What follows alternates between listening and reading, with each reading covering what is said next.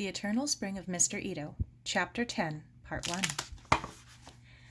The 4th Avenue streetcar rattled along its metal tracks. Sara sat squeezed against the window, next to a large woman in a scratchy coat with a baby on her lap. The baby smelled of sour milk and kicked Sara's leg in a steady rhythm. "What I wouldn't give for a nice hot cup of tea," the woman sighed. "I got soaked waiting for this streetcar." Sara politely smiled and edged her arm away from the baby's sticky hand. Its small fingers could pinch hard. What you going to do downtown?" asked the woman. I'm meeting someone at the Orpheum," Sara said. "What's playing there this week?" The woman shifted the baby onto her other knee. "I don't know exactly. It's supposed to be a surprise," Sara said. "That's nice. Wish someone would surprise me like that." The woman lurched against Sara as the streetcar rounded a corner and then peered into her face. "You're young to be going downtown all by yourself." "Oh, I'm older than I look," Sara said. "Anyway, I've ridden this streetcar before." She and Maggie had been to the Orpheum to see How Green Was My Valley. If she got off the streetcar at the big movie theater, she could walk the rest of the way down Granville to Powell. But she'd have to hurry. It was nearly 3 o'clock already. She stared out at the rain, hoping the woman would stop questioning her. Aunt Jean had not suspected anything at breakfast. "Why do you have to come home so late?" she'd asked, transferring fluffy scrambled eggs onto Sara's plate. "I don't like you doing that. It still gets dark quite early." "I'm working on a project," Sara had replied. It wasn't really a lie, but she'd crossed her fingers anyway. "Well, I want you home before it gets dark," Aunt Jean had insisted. "That means 5 o'clock at the latest, young lady. I'll send Jamie to the streetcar to meet you." "Oh, no. Really? I can walk home by myself." Sara shivered and hugged herself tightly. They were passing False Creek, its still waters pebbled by the rain. Only a few more blocks to go. Before she was expecting it, the ornate facade of the Orpheum Theater loomed ahead on the right. Sara jumped up. "Excuse me," she said. "Enjoy the movie," the large woman said. "Thank you." Sara squeezed by. She thought she'd better cross over toward the movie theater in case the woman was watching. Carefully judging the traffic, she picked her moment and ran across. The streetcar whined away into the distance. Sara looked up and down Granville. Everything looked different. The tall buildings seemed taller, stretching into the gray sky. The shop windows were full of haughty mannequins instead of bright Christmas displays. Even the traffic seemed different, honking its way bad-temperedly through the intersections. She looked this way and that for something familiar that would tell her that she's in the right place. "Keep calm," she told herself. "Take a deep breath." That's what her mother had always said in times of crisis. "Are you lost, little girl?" An elderly man in a red uniform and a gold-braided cap was standing beside her. "I've been watching you from the lobby." He gestured to a grand theater behind him. "Oh, no!" Sara made herself smile. "I'm not lost. No, not at all. I'm meeting someone." "Yes, we're going shopping for a birthday present." The man's suspicious look smoothed away. "That's always a nice errand. So, your friend has been delayed?" "I suppose so." Sara began to relax. I was just wondering, while I was standing here, are we anywhere near Powell Street? Powell's down a few blocks on the right, but you don't want to go near Powell these days, miss. Oh, I wasn't going to go there. I just wondered where it was, that's all. The man nodded.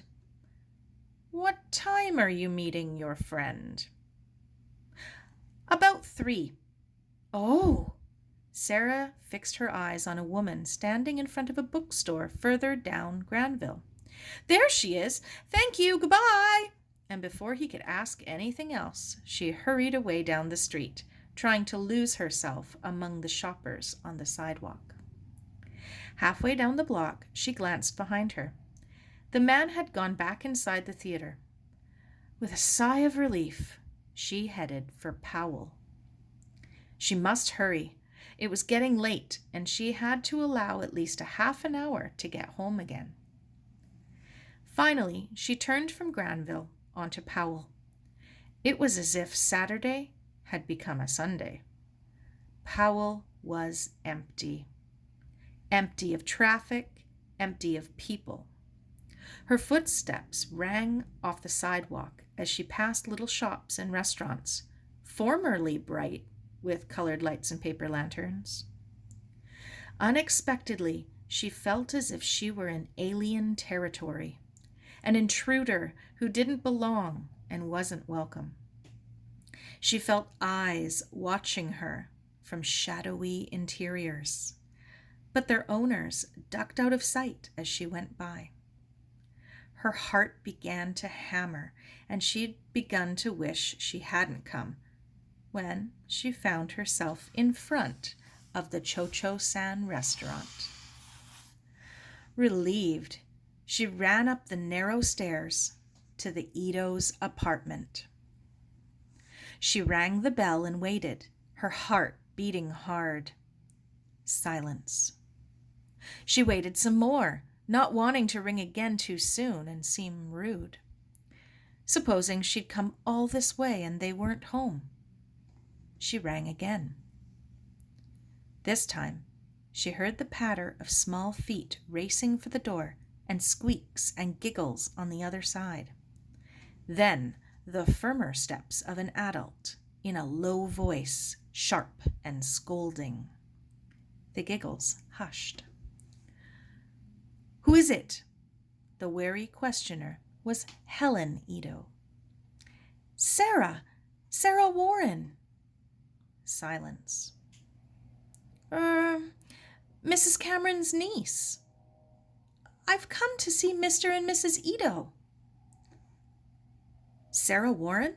Oh, my goodness! A bolt on the other side slid back and the door swung open. Helen stood there, neat in her black skirt and a white blouse. 3 small children stared at Sara from behind her, their black eyes sparkling with curiosity. What are you doing here, Miss Sara? Helen looked past her and down the stairs to the street. Where is your aunt? Who is with you? Nobody. I came by myself. Sara was smiling widely. She'd done it. She'd got here quite safely, all by herself. Nobody? Oh my. Well, please come in. Helen smiled nervously. Please, come in. The children ran shouting ahead of them down the little hallway. Please, Miss Sara, go ahead. My mother is in the parlor. While Helen shooed the children into the back, Sara stepped into the parlor, then stopped in surprise. It had changed since December. The window overlooking the street was covered with a piece of wood, darkening the room so much the ceiling light was on. One end of the room had been curtained off with a sheet. Cardboard cartons spilling over with dishes and clothes and pots and pans stood at the base of the wall, which had been stripped of its photographs. The furniture had been shifted around. Only the flag still stood in the place in the corner, and the altar to Buddha arranged carefully on top of the sideboard.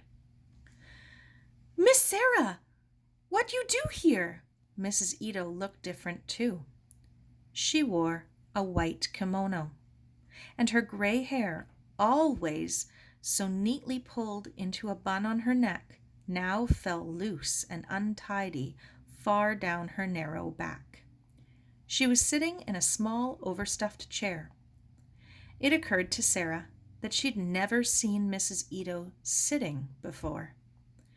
She'd always been bustling around with cups of tea or pinning hems or holding up bolts of material to show them how it draped. "What matter, Sara-chan? You get lost from Auntie?" "No, I just decided to come and see you. I came by myself." Sara smiled, waiting for exclamations of wonder at her courage and independence. Instead, Helen and Mrs. Ito looked at each other nervously and then back at Sara. Mrs. Ito said, "You alone? But Auntie knows you're here, yes?" "No, I didn't tell anyone." Sara's spirits sank a little. "But it's all right, Mrs. Ito. My aunt won't worry. She thinks I'm at school." "You lying to Auntie?"